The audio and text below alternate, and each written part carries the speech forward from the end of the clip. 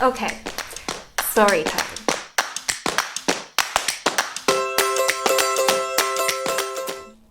The first time I heard the phrase TPR, it was 5+ years ago in my first job interview to be an online ESL teacher.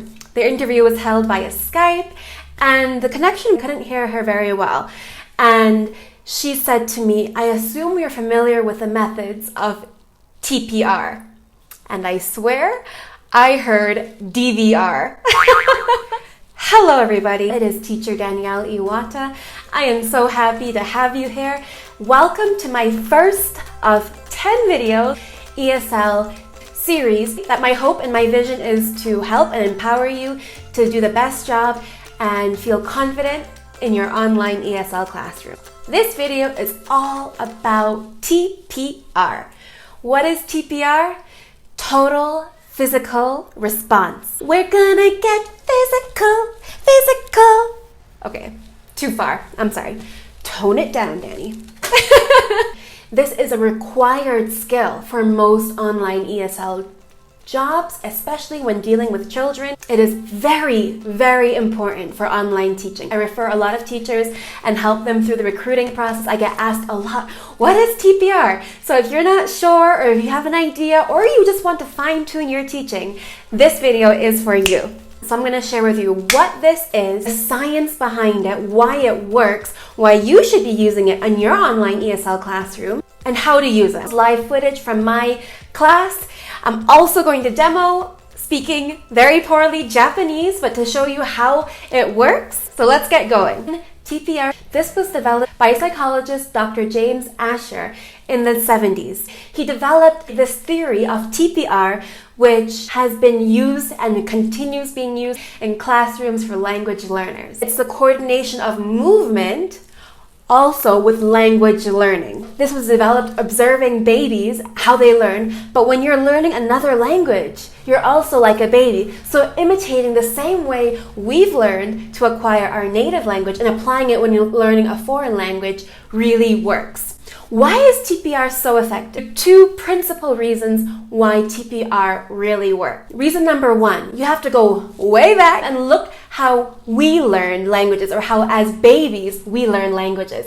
It wasn't via flashcards and PowerPoints. Babies learn by watching, listening, and imitating. They can understand the meaning and start speaking. So this is called comprehensive learning. Watch, listen, imitate. Comprehensive learning. Reason number two why TPR is so effective, it touches on 3 different learning styles: visual, auditory, and kinesthetic. Visual is self-explanatory, looking, watching, so is auditory by hearing, and kinesthetic is incorporating movement or physical activity. It incorporates 3 different learning styles into one. So let's jump into why is TPR important in your online ESL classroom and what are the benefits. The pairing of movement with a language, it is innately associated with effective learning. When you use TPR, also it incorporates both the left and right side of your brain at the same time. And really it helps create kind of a safe zone for the students. TPR doesn't actually necessarily mean that you are obligating them to speak. So it helps them have a safe zone. And it also helps create an appealing environment for a variety of students. TPR is great for introverted students. It lets them know what is expected of them without putting too much attention on them. Work for a variety of settings, whether your classroom is 1-on-1 or 1-to-4 or 1-to-6. TPR is still effective for small class settings, individuals, and for group class settings. Because it's very simple, keep it simple, it makes it very easy for you as a teacher to prep. So, there are 2 main types of TPR. One is called Instructional TPR. Basically, this lets the student know what you expect of them. You don't necessarily want them to imitate or to copy you. For example, one thing that we use a lot is circle. Circle. So you don't want the student to imitating you on their end going like this, although a lot of them do that at the beginning. You're wanting to get them to use their tablet or their computer, circle whatever you're trying to get them to do. Apple. Circle. Which one? It is an apple. Very good. Circle. circle. It lets them know what you expect from them. Look, look, listen, listen. So those are instructional TPRs. It lets them know the instructions. A lot of times with your more basic learners, they don't understand what you want from them. They might not actually know what look is. So when you incorporate look, okay, I'm supposed to be looking for something. And this also works even for word counting. If they miss a word, you can use your hand to let them know how many words you want them to elicit. For example, if they say, I like eat hamburger. I like to eat hamburgers. I like to eat. Second kind of TPR that we can use in our online classroom is called educational TPR. This is different from instructional TPR because you want them to be imitating you or repeating after you. The vocabulary words, your verbs, the content, you want them to repeat this after you. For example, pig. Apple. Apple. So when you are using this kind of educational TPR, you should be consistent. Whatever is your TPR for the word that you're trying to teach should be the same, and it should be repetitive. You might have to repeat it 2, 3, 4 times. Remember, this is all new to them. You want to get them to imitate, repeat the word, and even the action. That helps them remember all the much more so. Are they talking? No. What are they doing?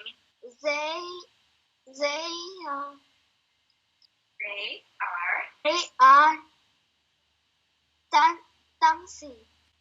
Dancing. Can you show me? Dance. Yeah. Very good. Dancing.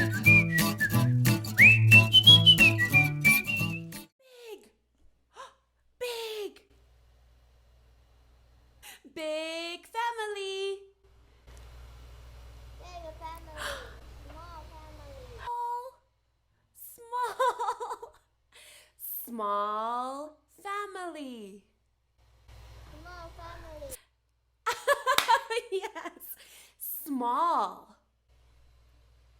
Small.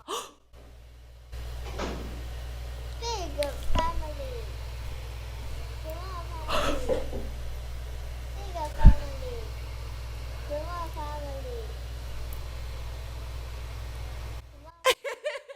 Very good. Good work. This really helps to animate and make very lively their class. It's very entertaining for the students. You can get lots of laughs even from your teenagers, and it makes for a fun and also an effective class. Do you think it works? I want to show you my own personal example. I'm learning Japanese, and that's another thing. I've took Japanese course over the summer, and we had 5 different teachers. But the teacher who I understood the most, in that moment I would say he's the most passionate. But really he was the one that was using the most TPR. He would use actions, his whole body, and I could actually understand. And that helped me feel at ease and more confident in his class. So I want to share with you guys an example. I'm going to speak to you in Japanese. First, with no TPR, I'll be speaking slowly, high energy, and let me know if you understand what I'm trying to ask you. Konnichiwa. Watashi wa teacher Dani desu. Anata wa o namae wa nan desu ka? You got it? Did you know what I was asking you? Okay, so let me try this one more time using TPR. Konnichiwa. Konnichiwa. Watashi wa teacher Dani desu. Anata wa o namae wa nan desu ka? Namae wa. Watashi wa namae wa Tommy desu. Yay! Were you able to get it a little better? Hello, my name is Teacher Dani. What is your name? Or putting actions to the words. It helps put meaning and it gives the student a better chance of figuring out what this teacher is saying. When you use TPR in your classroom, it really does improve your already good quality of teaching to boop, boop, boop, excellent. A couple of reminders for you if you are online teachers. Remember to have your TPR within your window. In our online classroom, we have basically our chest, our shoulders, and our head.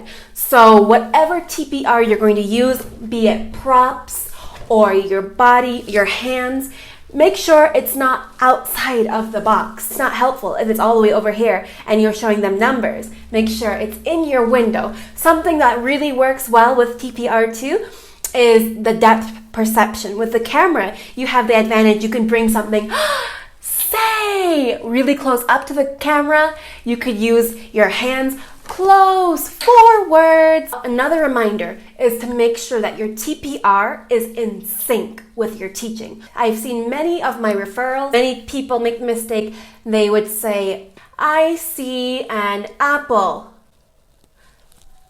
When it's out of sync, it's confusing. The student in that case would think apple means look.